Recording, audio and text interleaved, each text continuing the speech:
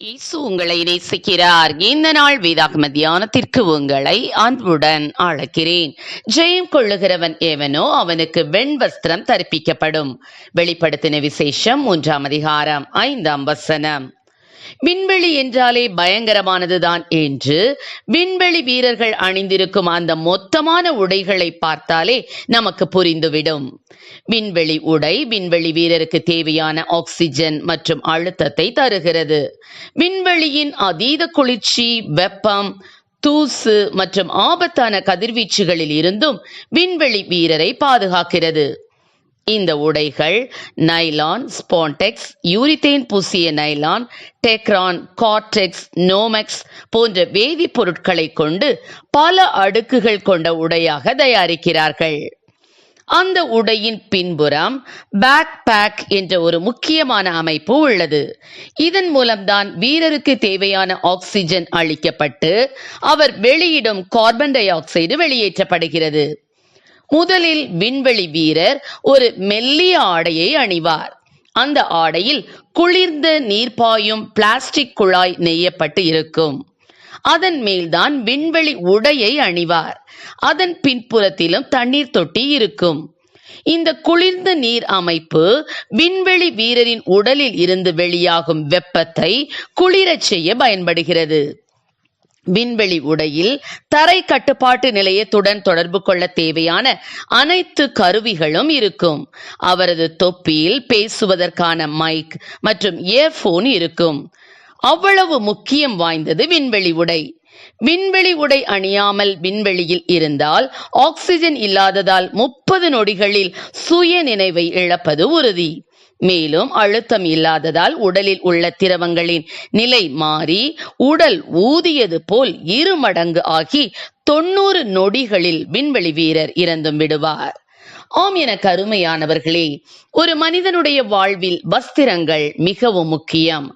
ஆள் பாதி ஆடை பாதி என்பார்கள். பல்வேறு அலுவலகங்களில் பணிபுரிபவர்கள் தங்கள் பதவிக்கேற்ற உடையை அணிந்திருக்க வேண்டும். போலீஸ் இலாகாவில் பணிபுரிபவர்கள் அவர்களுக்குரிய சீருடையை அணிவது கட்டாயம். அதுபோலவே இராணுவத்தினருக்கு என்று விசேஷித்த சீருடை உண்டு. நமக்கும் நமது ஆவிக்குரிய ஜீவியத்திற்கும் கூட நாம் அணியும் வஸ்திரம் ஒரு அடையாளமாயிருக்கிறது.